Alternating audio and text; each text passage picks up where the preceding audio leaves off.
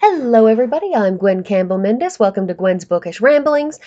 And today, at long last, I'm going to start with the Mercedes Lackey's Valdemar universe series. Now, because this series is mostly in trilogies, she's written rather a lot of them, and all the way through her doing this series, she wrote it in trilogies.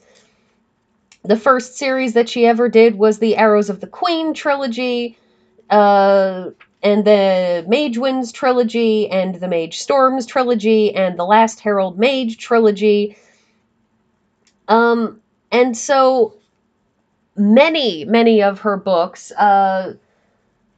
in this particular set and collection, this particular universe, are written in threes. So what I'll be doing is, unlike what I did with the Cat Who series, where I just alternated weeks, I'll do sort of three at a time or one at a time, and then go on to do other things for a while and then come back to it.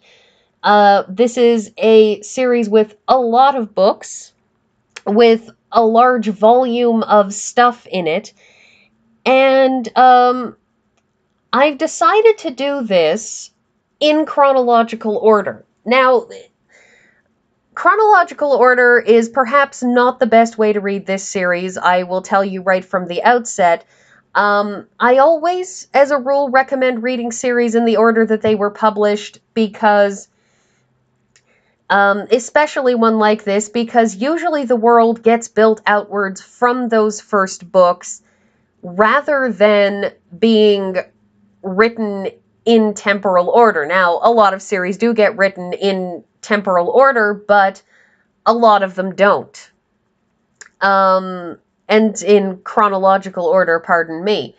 And this one was not written in chronological order. I mean, the first books, the first trilogy was in chronological order, but I genuinely don't know the order that all of these books were written in, I do know that following the Arrows trilogy, what she wound up writing not long after that, I think was actually the Last Herald Mage trilogy, which fills in a historical side note that was mentioned in Arrows.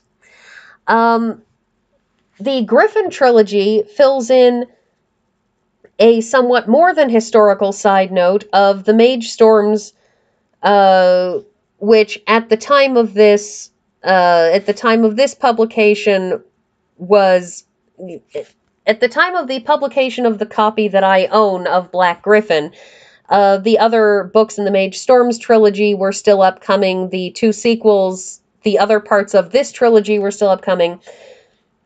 But in the Mage Winds trilogy and in the Mage Storms trilogy, the Black Gryphon of this book was mentioned.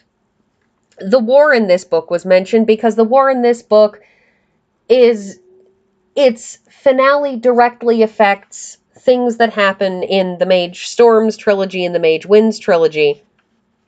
And what this book does is it explains certain artifacts of history. It explains why certain things are the way they are in the universe, which I believe is called Velgarth. While I am a fan because I do own a very large number of books of Mercedes Lackey, I own many books in her Valdemar series. I've never been one of the fans who spent a huge amount of time looking up extra stuff like what she named her world. I continue as a fan to take the stance that if something is not specifically mentioned in a book, I usually, in the work of fiction that I'm watching, I usually don't consider it part of the canon because I don't really care what the author said in an interview. I care what the author wrote in the book. At least when you're talking about things like the actual in-universe motivations or movements of history of things and characters and so on. So I'm saying right from the outset that I don't think that people who've never read this series should start with Black Gryphon. That being said, should you choose to start with Black Gryphon, should you choose to read the series in chronological order, there is a degree to which you will probably have a very interesting perspective on this, because this series is literally about a 1400-year stretch of time. The era of the Black Gryphon of this trilogy is declared to be 1000 BF, that is, before the founding of Valdemar. Valdemar being the country in which most of these books take place. Some of them do extend into other places and regions and whatnot, but the bulk of it is about Valdemar and in Valdemar and surrounding it. And so this series, it starts 1000 years before the country this series is named for even existed, and stretches to around 1400 years later, 1400 years after the founding. So that's actually about 2,400 years of history. And so as you go through this, the Black Gryphon, the Gryphon trilogy sets up aspects of the world, and you can choose to watch the progression of history to see how this particular region of this particular imaginary world developed over the centuries. And it will be a slightly different perspective. So if you want to try it, I do recommend these books in a general way for people who like books that have happier than not endings. These are not books for people who are interested in serious literature, but that's fine. Not everything has to be that. They do deal with some serious issues and some serious events. This book, which I'm finally getting to 8 minutes into talking about it, this book starts off in medias res. It starts off in the middle of a war. It starts off from the perspective of one of the combatants while he is on a mission in that war. The one thing that a friend of mine who read this book had trouble with was dealing with the fact that this does have a relatively broad cast of characters right out the gate. So if you think you may have trouble getting into a series that has Scandrenon, who is the titular Black Gryphon, that has Aubrey, who is another Gryphon, and a friend of his who has his friend Amber Drake, who I didn't have a picture of. These, by the way, are all drawn by Larry Dixon, who is, if I recall correctly, Mercedes Lackey's husband, but he does a lot of these drawn illustrations in her books. Not all of her books have these illustrations. Not every edition will have illustrations, but this one does, and they're very nice fantasy illustrations. But you have Aubrey in it, and you have Amber Drake, and you have Winterheart, and you have Cinnabar and Tamsin, and there are a lot of people, and you hear a lot of that omnipotent first-person perspective thing. There's a lot of different people that you hear from during the course of this series.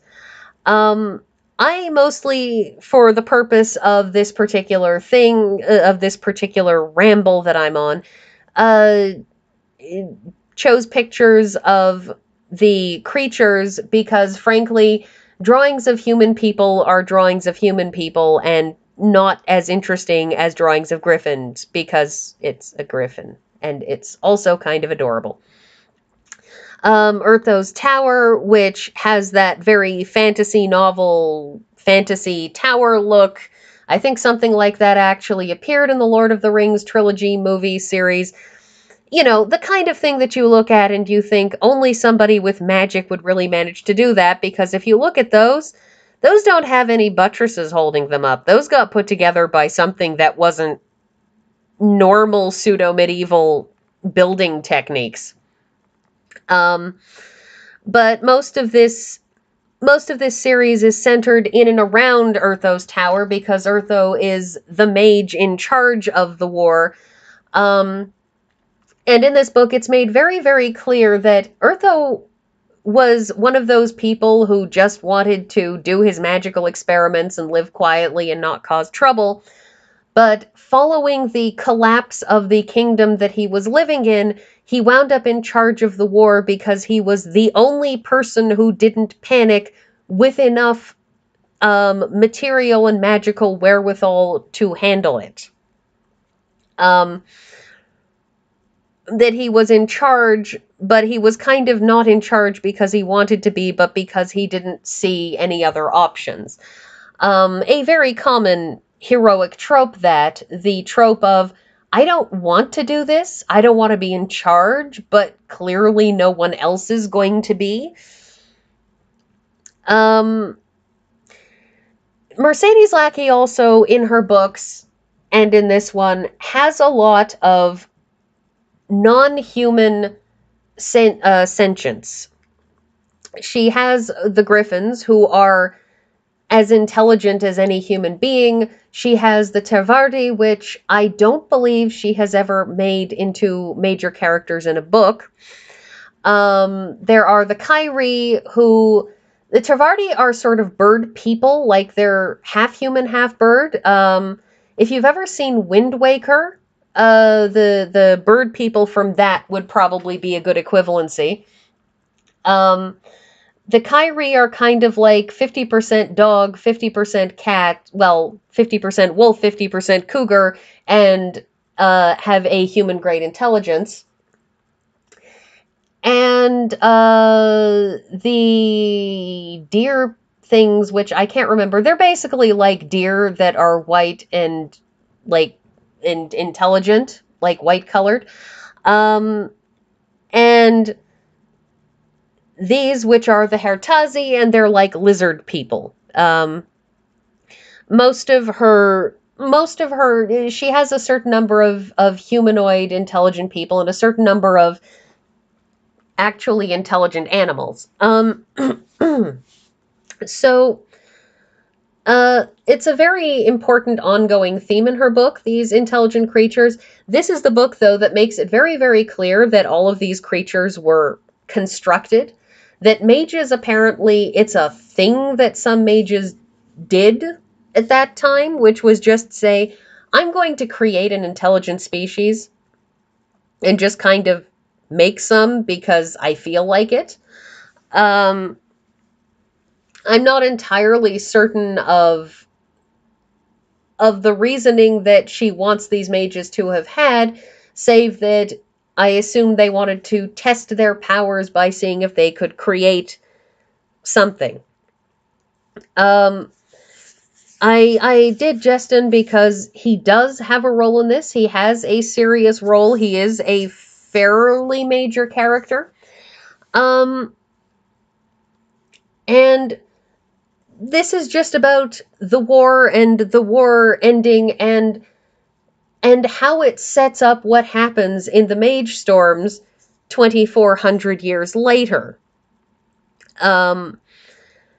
That's the biggest thing about this trilogy. It really is filling in a historical hole that is only known of by a certain amount of oral history.